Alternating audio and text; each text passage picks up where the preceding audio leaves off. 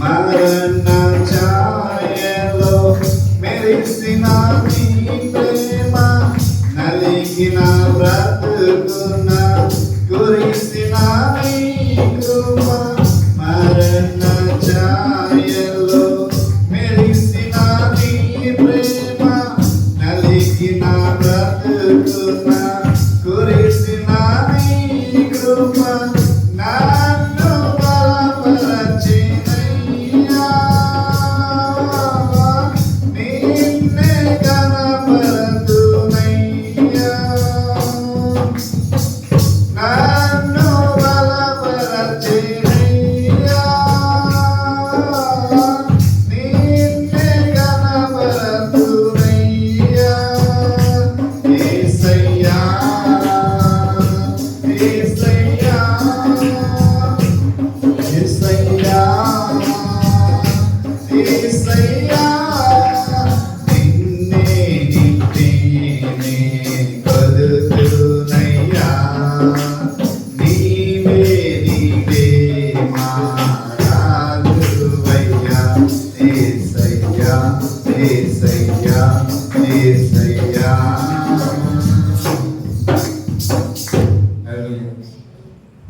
మీ అందరికీ వందనాలు.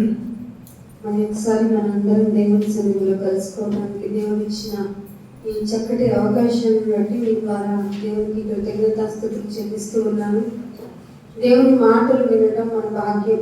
ఎందుకంటే ఈ భూమిలో ఉన్నప్పుడే దేవుడి గురించి తెలుసుకోవడం అయినా, దేవుడి గురించి బ్రతకడం అయినా, దేవుని యొక్క కెపాసిటీ ఏంటో ఎంతో కొంత ఇమాజిన్ చేసుకుంటేనే భయం పుట్టించేంత అవగాహన కల్పించుకుని ఆయన ఎంతో భయభక్తులు కలిగి ఉండటం అనేది దేవుడు మనకి ఇచ్చిన చక్కని అవకాశాన్ని సద్వినియోగం చేసుకుంటే మనకి పరలోకం వస్తుంది.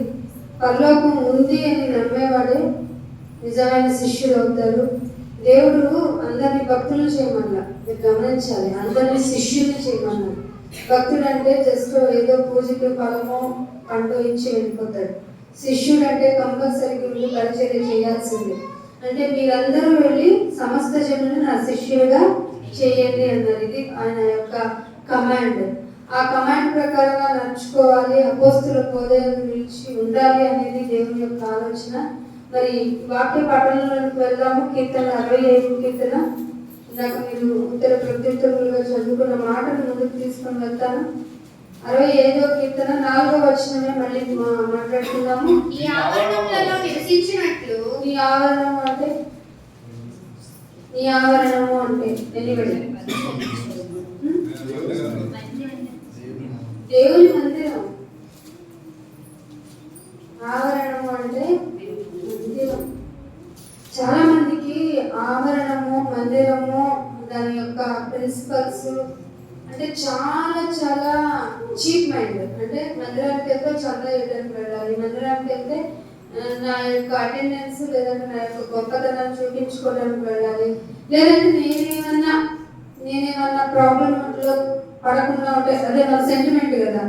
రోజు ఎందుకున్నాం మనం? ఆ రోజు ఏమవుతుంది దేవుడు అమ్మ జనవరి 1st రాకపోతే దేవుడు ఏమన్నా ఇస్తారు. అసలు 31st నైట్ కనపడతాను నేను, ఎందుకంటే ఇయర్ ఎండింగ్ సైన్ చేస్తాను, మళ్ళీ ఇయర్ స్టార్టింగ్ సైన్ చేస్తాను. ఈ 2 సైన్స్ చేశానంటే దేవుడు తప్పకుండా నాకు ఫుల్ అటెండెన్స్ ఇస్తారు. ఎంత బాగా తెలివైన వాళ్ళమో చూడండి మనం. ఎందుకు రోజు ఉండము అంటే మా యొక్క బిజీ మీకు తెలియదు నాయన. మేము పొద్దున్నే లేచి మా సూర్యుని మేమే తిప్పుకోవాలి, మా గాలి మేమే, ఆక్సిజన్ మేమే తయారు చేసుకోవాలి, లేదంటే మేమే కూరగాయ ఒక చెట్టు వేసాం అనుకోండి, దాన్ని పువ్వులు పెట్టాలి, కాయలు పెట్టాలి. మీరు గమనిస్తున్నారు, పండుని పండు పండు పండు అనాలి, కాయి కాయి కాయి అనాలి. ఇలా ఎంత బిజీ అన్నాడా. ఒక విత్తనం వేసిన ఇంటికి వెళ్ళి పడుకుంటారా నాన్న, తెల్లవారు లేచేటప్పటికి అది పువ్వులు కాయలు పండ్లు అయిపోయి ఒకరికి పుల్లగా కావాలి, ఒకరికి తీయగా కావాలి, ఒకరికి మిడిల్ టేస్ట్ లో కావాలి, అందరికీ అవైలబిలిటీగా నేను ఇస్తాను అని దేవుడు చెప్పాడా లేకపోతే మొక్కేసినట్టు చెప్తున్నాడా? మరి మనం ఎంత బిజీగా ఉన్నాం? బిజీగా ఉండవలసింది ఉన్నది ఎవరు? క్రొత్త నిబంధనలో స్వయంగా డిక్లరేషన్ ఇచ్చారు యేసు ప్రభు వారు. ఏమన్నా తెలుసా? నేనును నా తండ్రియు పని చేయించున్నాం. మీకు పాత నిబంధనలో ఏమనుంది? 6 దినాలు వర్క్ చేసేసి 7వ దినంలో ఆయన రెస్ట్ తీసుకున్నారు అని ఉంది. మరి తర్వాత చదవడం ఆపేసావనుకో బైబిల్ అర్థం కాదు, దేవుడు అర్థం కాదు, నీ మందిరానికి రావాలన్న ఆలోచన ఉండదు. ఎప్పుడైనా వస్తే ఎప్పుడు రావాలనిపిస్తుంది బిడ్డ? అంతే. పైగా ఇంకో డే యాడ్ చేస్తాం, స్పెషల్ డే. చెప్పండి ఎప్పుడు? నా బర్త్డే. అది కానీ బైబిల్ మీకు ఎప్పుడు ఆపోజిట్. ఒకరి యొక్క జన్మదినము కంటే దేవుని దృష్టిలో, మన దృష్టిలో ఏంటి? అంత జన్మదినమే. జన్మదినానికి అప్పు మన యొక్క హంగామా ఉంటుంది, కేకులు తెచ్చి అవి చేసి ఇవి చేసి అంతా చేసేసుకొని మరణదిన రోజు నేను ఉన్నాను కదా అనుకుంటాం.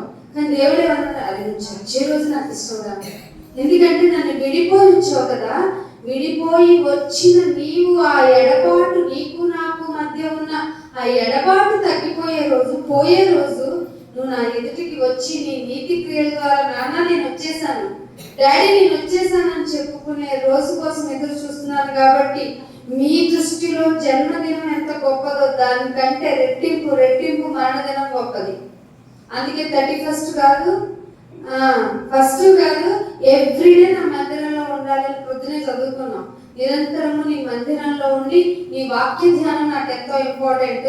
అందుకే మందిరపు యొక్క ఆవరణం గురించి అంత ప్రయారిటీగా తెలుసుకున్నాడు. కాబట్టి దావీదు గారు, నాయన నీ పరిశుద్ధత నుండి నన్ను తొలగిపోనీకు నాయన. 56వ కీర్తనలో ఎంత ప్లీజింగ్ గా ప్రేయర్ చేస్తాడో తెలుసా? నాయన నీ మందిరం నుంచి నన్ను తొలగించు, మాకు అక్కడ వచ్చైనా ఉంటాను, ఇక్కడైనా ఉంటాను, అసలు నన్ను దాటి వెళ్ళనీకు నాయన నీ మందిరం నుంచి. అంటే మధ్య మందిరం ఏంటి అనే స్థాయికి వచ్చాము ఈరోజు. అర్థమవుతుందా మీకు? దేవుణ్ణి ఎక్కడికి నెట్టేశామో? నీ హృదయంలో ఉండాల్సిన దేవుణ్ణి, అమ్మా దేవుణ్ణి మర్చిపోయావు అని చెప్పే మందిరాల వల్ల డిస్టర్బ్ అవుతుంది సమాజం, తెలుసా నీకు? అందుకే మీలో నుంచి ఒక శక్తివంతమైన దేవునికి ఇష్టమైన బిడ్డలు కావాలి. అందుకే జీవిత కాలం అంతా నా కొరకు నిలబడే వాళ్ళు ఎవరు ఎదురు చూస్తున్నాడు. మనం ఏం చేస్తాం? నాయన నాకు డేస్ ఉన్నాయి, ఆ డేస్ ప్రకారం వచ్చి నేను సైన్ చేస్తాను. నా సైన్ అవుట్ల గురించి, నా ఆబ్సెన్స్ గురించి నువ్వు అడగమాక. ఎందుకంటే అడిగితే నా పిచ్చి పీకి వెళ్ళిపోతే నేనేం నీకు సమాధానం చెప్పలేను. కావాలంటే నీకు ఒక చందా రూపంలో ఒక ఎక్స్ట్రా కాగితం వేస్తాను, లేదంటే ఒక గెల తెచ్చి పెడతాను, ఒక ఫ్రూట్ తెచ్చి పెడతాను. నీ రూపంగా పరిచయం చేస్తున్న పరిచయానికి ఇంకొక కట్ట వేస్తాను అనే స్థితికి నాటి సమాజం అయితే ఆ భక్తిని ఏమనాలి? డైరెక్ట్ గా చెప్పేశాడు యేసు ప్రభు వారు, వేషధారణ అనాలి అని. అరే మీరు సున్నం కొట్టిన సుమాదులు అన్నాడు. ఎట్లా ఉంటుంది ఉంటుంది సున్నం కొట్టిన సమాధి? బయటికి చాలా చక్కగా వైట్ వాష్ చేసి ఉంటుంది. తవ్వి చూస్తే అంత ఎముకలు, కుళ్ళు, కంపు, పురుగులు. మనమే భూమి మీద ఉన్నప్పుడే షాపింగ్ కి ఎన్ని షాపులు తిరుగుతాం. ఈ శరీరం చుట్టడానికే ఏమంటారు షాపులు తిరుగుతాం. ఎన్నిసార్లు డిమాండ్లకు వెళ్ళి ఉంటాం ఇయర్ మొత్తంలో, ఎన్నిసార్లు చర్చ్కి వచ్చి ఉంటాం. ఆలోచించండి, మీ జీవితంలో షాపింగ్ మాల్కి తిరిగిందే ఎక్కువ ఉంటుంది. మీరు శరీరం కోసం ప్రయాసపడిందే ఎక్కువ ఉంటుంది.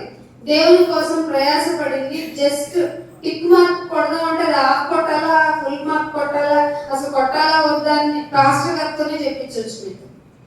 ఎందుకంటే నీ యాక్టివిటీస్ ఏంటన్నా రాయి, నీకు ఒక పేపర్ ఇస్తే నువ్వు పరీక్షించుకో. ఇయర్ ఎండింగ్ లో నువ్వు దేవుని కొరకు చేసిన గొప్ప కార్యం ఏదైనా రాయి అంటే మందిరానికి వచ్చి వెళ్ళాను అనే తప్ప వేరే ఆన్సర్ రాయలేదు. మరి పరలోకం ఇచ్చేయాలా? పరలోకంలో ఏముంటాయి? బంగారు వీధులు ఉంటాయి. మీకు వేసుకుని చిన్న చెవులు వేసుకునే, మెళ్ళతో వేసుకునే చిన్న గొలుసులు లాంటివి. వీధే బంగారు వీధి అయితే నడిచేవాడు ఎంత గొప్పవాడై ఉండాలి. అర్థమవుతుందా మీకు? దేవదూతలకే తీర్పు తీర్చేవాడైతే ఇక్కడ ఎంత జ్ఞాని అయి ఉండాలి. దేవదూత ఫర్ ఎగ్జాంపుల్ ఒక దేవదూత గాలి ఉందాం అనుకోండి, గాలి వానలు తుఫాను వస్తున్నాయి కాబట్టి సముద్రం మీదకి వెళ్ళాలనుకునేవారు వెళ్ళకండి, పనులు వెళ్ళాలనుకునే వాళ్ళు ఇంట్లో ఉండిపోండి అని మన గవర్నమెంట్ వాళ్ళు ఎందుకు సూచనలు ఇస్తున్నారు? గాలి అంత భయంకరమైనది కాబట్టి. గాలి, నీరు ఇవన్నీ దేవదూతలు అని చెప్పేసి అపోస్తలులు హెబ్రీయులకు రాసిన పత్రిక 1వ అధ్యాయం 4-6 వచనాలు కలిసి ఉంటే ఇంటికెళ్ళి చదువుకోండి. ఇక్కడ చాలా మంది చదివేస్తారు పోటీ. ఇంటికెళ్ళి బుక్ తీయమంటే బైబిల్ ఎక్కడ ఉందో అని వచ్చేటప్పుడు ఎత్తుకొని వచ్చే రకాలు మనం. నువ్వేమో నీ బిడ్డను అడుగుతావు, బిడ్డేమో నా బైబిల్ ఎక్కడ పెట్టావే అంటాడు. ఇద్దరు కలిసి బైబిల్ లేకుండా మందిరానికి వస్తే అయ్యగారు ఉంటారు కాబట్టి ఎప్పుడన్నా చదువుకుంటాడు. అక్కడ ఉంటాడండి ఇంట్లో బాగా చదువుకునేవాళ్ళు. తల్లి అవ్వచ్చు, తండ్రి అవ్వచ్చు, బిడ్డ అవ్వచ్చు, వాళ్ళది పట్టుకుని వచ్చేస్తారు. వాడు వస్తాడు, ఏమో వచ్చేటప్పుడు నా బుక్ పట్టుకుని వచ్చేవాడు. ఇలా ఉంటాయి బైబిల్ ధ్యానాలు. మళ్ళీ రిఫరెన్స్ ఈడే చెప్తారు, యెహోవా ధర్మశాస్త్రం దివారాత్రం. ఏమమ్మా దివారాత్రం అంట బుక్ అంత లోపలెట్టి నూతన సంవత్సరం అంటూ పరిగెత్తుకొని వచ్చేసరే దయా కిరీటం క్రౌన్ ఇచ్చాడు నీకు. అలా ఇచ్చి చక్కగా పెట్టి లోపలికి రా అంటే నేను రాను, బిర్యానీ వండుకొని తింటానంటే రోజు తింటావు కదా. ఫుడ్ అనేది రోజు తింటామా లేదా? ఇవాళ ఏంటో నోరు అంట ఎలా చక్కగా ఉందంట. ఎందుకు ఉంటుంది? ఎప్పుడు సెలవులు అదే గుమ్మలోనే నానుంటదే నాలుగా. ఎందుకు అడుగుతుంది? శరీరాన్ని పెంచి పోషించడం నేర్పించింది ఈ లోకం.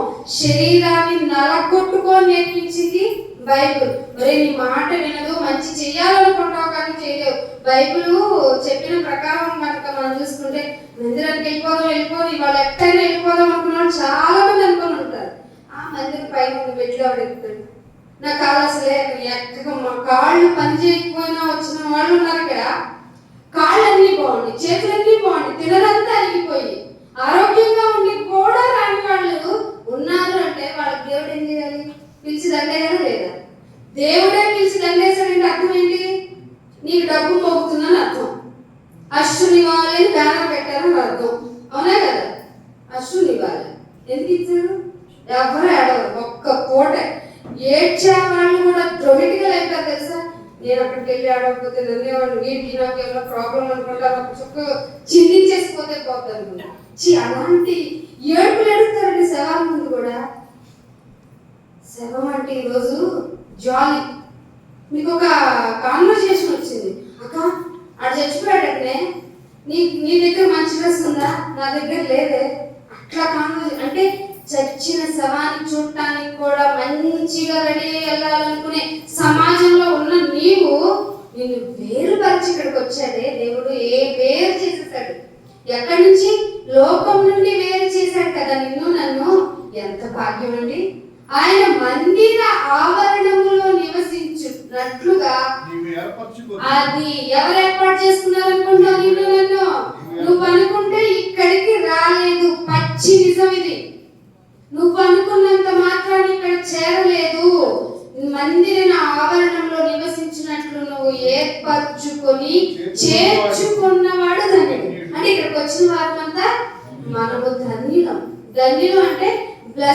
ది మోస్ట్ అని అర్థమవుతుందా?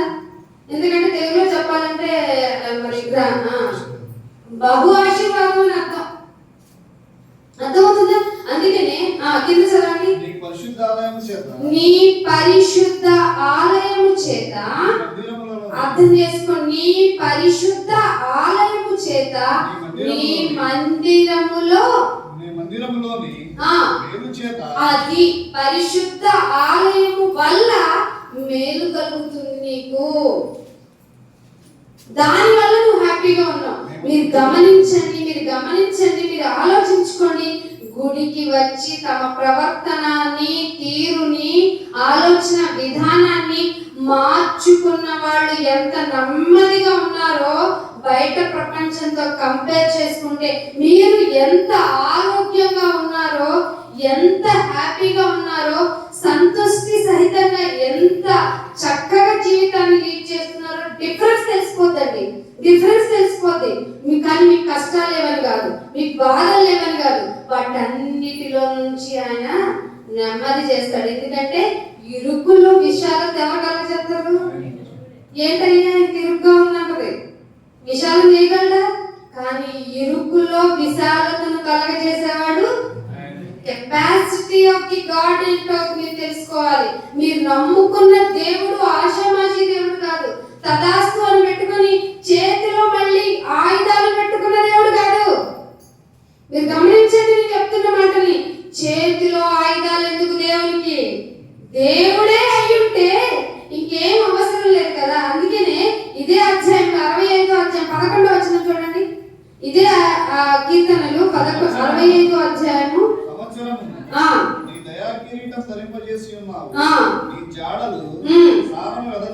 సారము ఏమి ఇచ్చాడటండి మనకి? ఏమి ఇచ్చాడట? దయా కిరీటం ఇచ్చాడట. ఆ దయా కిరీటం ఏమిటంటే సంవత్సరాలు, వారాలు, నెలలు తీసుకోవద్దన్న దేవుడే ఒరే నీకు కౌంట్ పెట్టాను, ఈ సంవత్సరంతో నీకు నేను క్లోజ్ చేయాలి. నీ యొక్క పనులను బట్టి ఎన్నిసార్లు పిలిచినా రావు, ఎన్నిసార్లు బాప్తిసం తీసుకుని నా నామముని నీ నోటితో ఒప్పుకోరంటే ఎందుకురా ఒప్పుకోవు? నా గాలి పిలుస్తున్నావు, నా నీళ్లు తాగుతున్నావు, నా ఆహారం తింటున్నావు, నేను నిన్ను పోషిస్తున్నాను, అయినా నువ్వు నన్ను నమ్మటం లేదు, నీ డైరీ నేను క్లోజ్ చేయాలి అనుకుంటున్నప్పుడు ఆయనలో అంట వాత్సల్యత పెరిగిందంట. పెరిగి నీకేమిచ్చారంట? దయా కిరీటం. ఏంటది? సంవత్సరం. అందుకొచ్చి పడ్డాం. భూమి మీద ఉన్న 800 కోట్ల మంది బతికి ఉన్న వారందరూ దయా కిరీటాలు పొందిన వారే. ఈ దయా కిరీటం పొందుకొని నువ్వేమంటావు? హ్యాపీ న్యూ ఇయర్ అని చెప్పి బాంబులు పిలిచేస్తావా? హ్యాపీ న్యూ ఇయర్ అని ఇంకేం చేస్తా? కేక్ కట్ చేస్తావా? హ్యాపీ న్యూ ఇయర్ అని ఏం చేస్తున్నావు? కొత్త బట్టలు వేసుకుంటావా?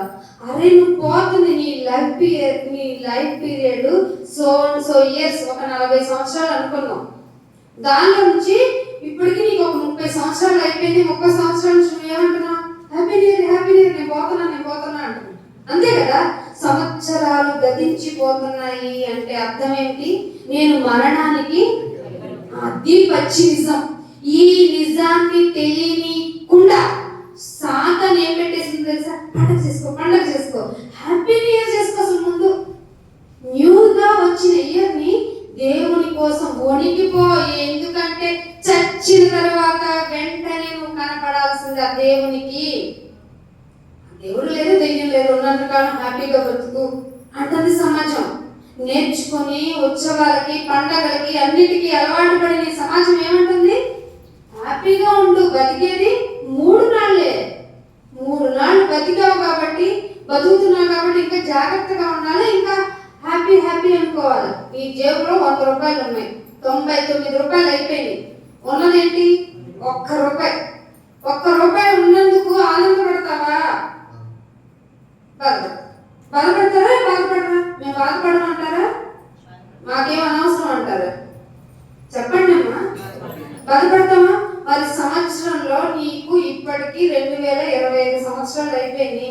దానిలో నీ లైఫ్ ని తీసేసుకుంటే, ఇప్పటి వరకు నీ వయసుని తీసేసుకుంటే ఇంకెన్ని సంవత్సరాలు అనుకుంటున్నావు? గ్యారెంటీ చెప్పండి. చెప్పగలమా?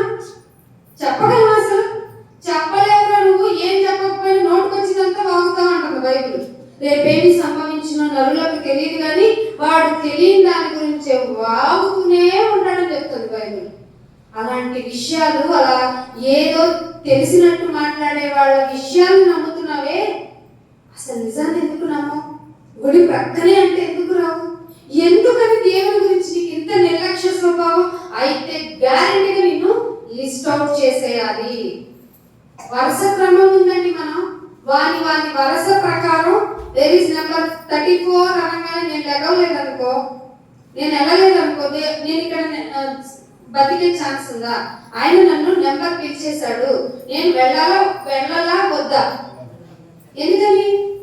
ఇక్కడ బ్రతికి ఉండడానికి ఆయన పిలిస్తే నా దగ్గర ఏ ఆయుధం లేదు నన్ను కాపాడుకోవడానికి, ఏ మార్గం లేదు నన్ను కాపాడుకోవడానికి. ఖచ్చితంగా ఆయన దగ్గరికి నేను వెళ్ళిపోవాలి. సంవత్సరములు ఆయన ఇస్తున్నాడు. అందుకే అంటున్నాడు 25:7 వచనంలో ఆయన కెపాసిటీ చెప్తున్నాను చూడండి.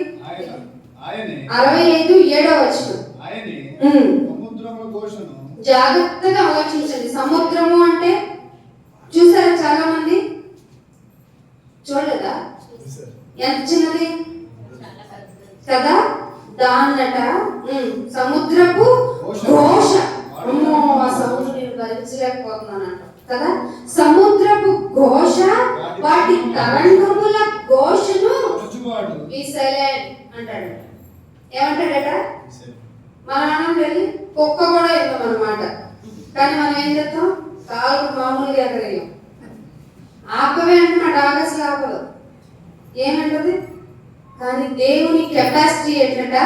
సముద్రపు ఘోషను, వాటి తరంగముల ఘోషను అణిచేవాడికి మనుషుల యొక్క అల్లరిని ఆపటం అని చేత కదా ఏంటి? అర్థమవుతుందా మీకు? ఎందుకు మరి ఇంత ప్రైవసీ ఇచ్చాడు? మీ స్వాతంత్రమును దుర్వినియోగం చేసుకోకూడదని. ఎప్పటికైనా నా మాట ఏదో ఒక విధంగా నీ చెవులోకి చేరుతుందని నాకు తెలుసు. నేను నా కార్యక్రమాలు అలా పెట్టిస్తాను నా సాధనాల చేత. కానీ నువ్వు వినవు వినవు వినవు. అయినా నా మాట నీకు వినపడాలి. మనుషుల యొక్క అల్లరిని ఆపడం ఎంతసేపు దేవునికి? ఆయనకి సముద్రపు ఘోషను, దాని తరంగముల ఘోషను ఆపేవాడు. విజయవాడకి ఫ్లడ్స్ ఆపలేడంటారా? మరి అయినా ఎందుకు వచ్చాయంటారు? వినల్లని ప్రజలకి జస్ట్ శాంపిల్స్ చూపించడం. విజయవాడలో భూకంపం ఏంటి? ఆంధ్రాలో భూకంపాలు ఏంటండి? వస్తాయి. జస్ట్ శాంపిల్స్ ఇస్తున్నాను, మీరు అలర్ట్ అవ్వండి. ఈ భూమి మీదే ప్రతిదీ సొంతము సర్వస్వం, ఇదే నా పర్మనెంట్ ప్లేస్ అనుకుంటున్నారు కదా మీరు. కానే కాదు అని వర్షాన్ని వరదలా పంపిస్తాను. భూమి కదలకి ప్రకంపనాలు పెంచి మరి పంపిస్తాను. ఎంతగా అంటే మీరు కట్టుకున్న ఈ బిల్డింగులు పేక మేడలాగా పడిపోయినంతగా మీకు ఒక రోగాన్ని పంపిస్తాను. కొట్టువాడును నేనే, తిరిగి లేపేవాడును నేనే. అదే చూపిస్తాను చూడండి. యెషయా గ్రంథము కీర్తనల గ్రంథంలోనే ఉంది చూడండి. 71వ కీర్తన 20వ వచనం. ముగింపుకు వస్తున్నాను. 71వ కీర్తన 71వ కీర్తన. అనేకమైన కఠిన బాధలను నేనేం చెప్పలేదు. 20వ వచనం చెప్పాను. ఓకే. అనేకమైన కఠిన బాధలను మాకు కలగజేసిన వాడా, నీవు మరలా మమ్మల్ని బ్రతికిస్తావు. Capacity of the God Almighty supreme. ఏమంటున్నాడు? అనేకమైన కఠిన బాధలను మాకు కలగజేసేది ఎందుకయ్యా అంటే నా గురించి, నా కెపాసిటీ ఏంటో మీరు తెలుసుకోవాలి కనుక. పైగా మరలా బ్రతికిస్తావు. భూమి యొక్క అగాధ స్థలముల నుండి నీవు మమ్మల్ని మరలా ఒక్కసారి నీటిలో మునిగి చచ్చాడంటారండి. ఆఫ్టర్ ఆల్ నీళ్ళు చెరువులో మునిగితేనే తిరిగి బతకలేని బతుకులో మనమే. మరేంటండి మనం ఎంత విరవీగుతాం? గాలి ఆడక చచ్చిపోయారంటారండి. అంత పిచ్చోడు, అంత వీక్ పర్సనాలిటీస్ మనం. అవును, ఆయన తలుచుకుంటే మనం ఎంత. అందుకే ఒక మాట అంటాడు చూడండి. కీర్తనలు 62వ కీర్తన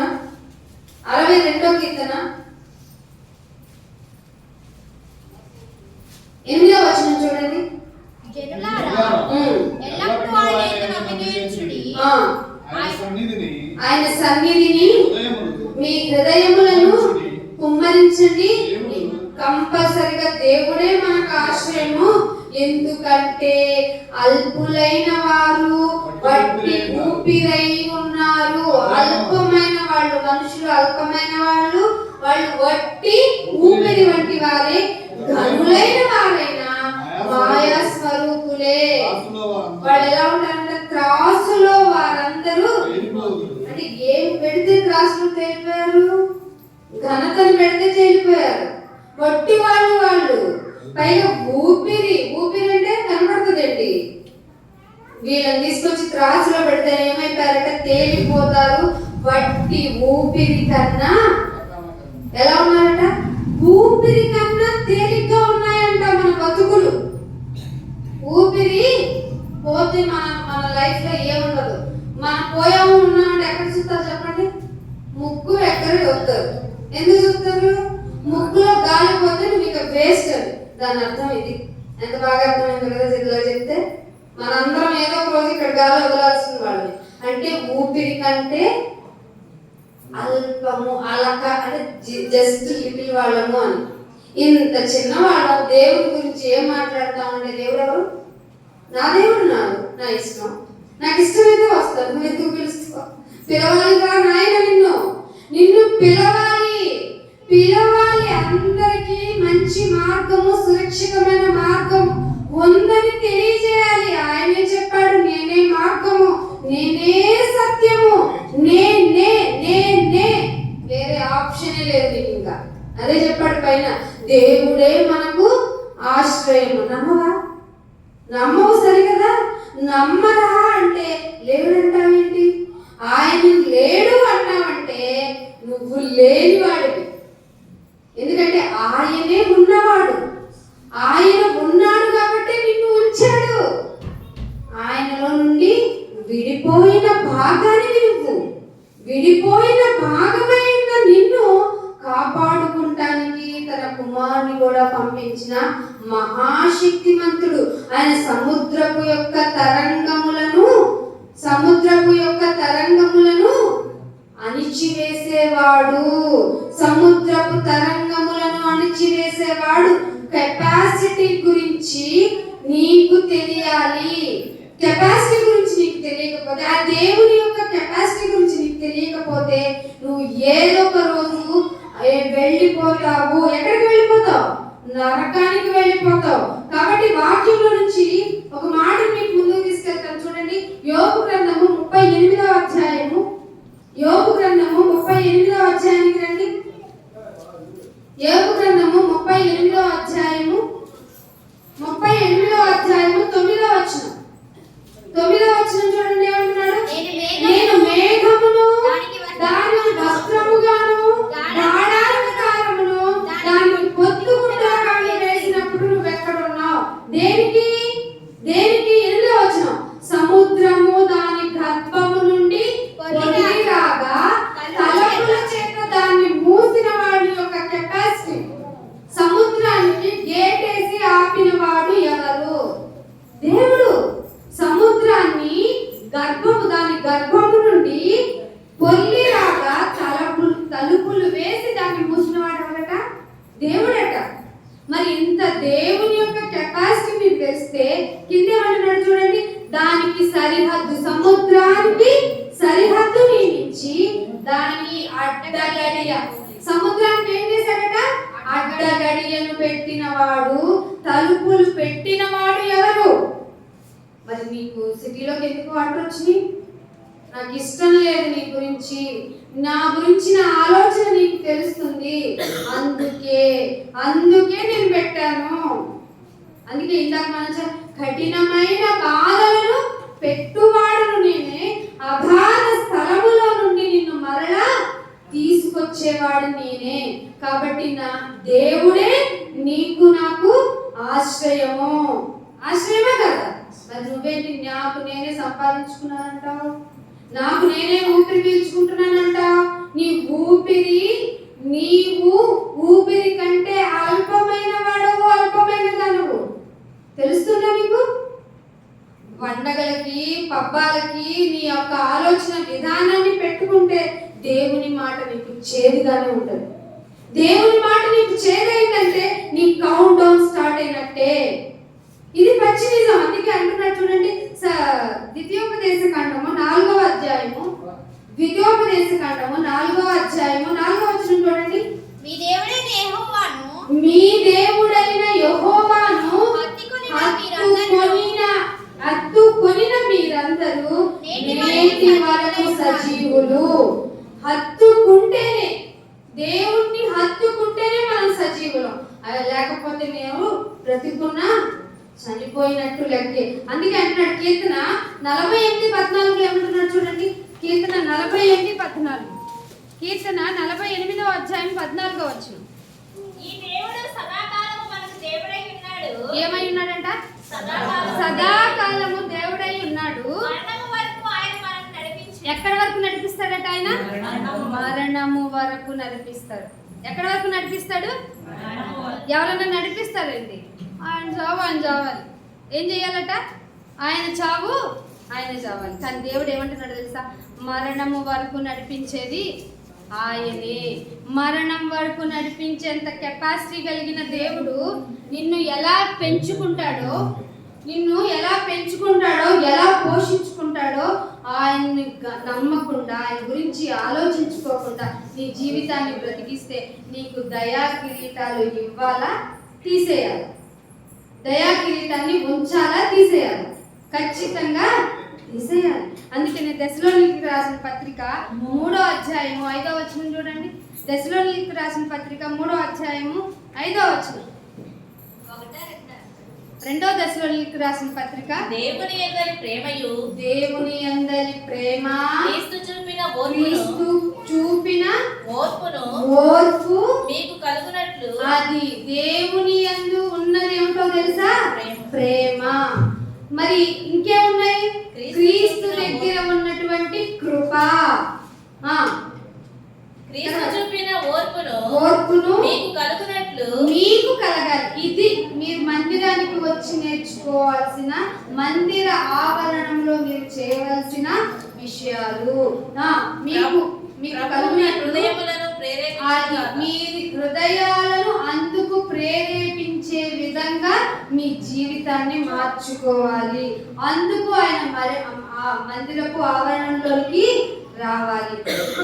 నీకు దేవుడు దయచేయాలని కోరుకుంటూ మరిన్ని దయా కిరీటాలు మీ జీవిత కాలంలో పొందుకొని ఆయన మహిమను చూసి అనేక మందికి ఆయన సువార్తను ప్రకటించే విధంగా మీ జీవితాలు మార్చుకుంటారని ఆశపడుతూ ఇంతటితో నా మాటలు ముగిస్తున్నాను. చిన్న ప్రార్థన చేస్తున్నాను. మహోన్నతుడా, మహాగణుడా, పరిశుద్ధుడా, మీకెంతో వందనములు స్తోత్రములు. మా జీవితం ఎప్పుడో మాకు తెలియజేస్తున్నారు. మేము ఎలా బ్రతకాలో తెలియజేస్తున్నారు నాయన. మా హృదయాల్లో ఏం ప్రేరేపించుకోవాలో తెలియజేస్తున్నారు. మీరు ఎంత గొప్పవారై ఉన్నా మీ యొక్క ప్రేమ మమ్మల్ని మీకు కాపాడుతుందని, ఇంకొక దయాకిరీటంగా సంవత్సరాలు ఇచ్చి మా కొరకు ఎదురు చూస్తున్నారని, ఎన్నో కఠినమైన ఇబ్బందులు పరిస్థితులైనా కానీ ఎదురైనా కానీ మీ కుమారుడు భూమి మీద ఎలా బ్రతికారో ఆ విధంగా మేము బ్రతికి చూపించాలని, బడా మంచి దాసులు అనిపించుకోవాలని నాయన మేమందరము కలిసి నీ సన్నిధిలో నాయన నీ బిడ్డలుగా నీ యొక్క పరలోక రాజ్యాన్ని సంపాదించుకోవాలని ఎల్లప్పుడూ మా కొరకు ఎదురు చూస్తున్న తండ్రి, నీ యొక్క ఆశను భంగం చేయకుండా నాయన మేము పొందుకుంటున్న ఈ దయాకిరీటం యొక్క నాయన గొప్పతనాన్ని వెల్లడిపరిచే విధంగా మమ్మల్ని అందరినీ సిద్ధపరచమని యేసుక్రీస్తు వారి పరిశుద్ధమైన నామమున ఈ ప్రార్థనను అడిగి వేడుకుంటున్నాం మా పరమ తండ్రి. అందరికీ వందనాలండి. Thank you all. God bless you all.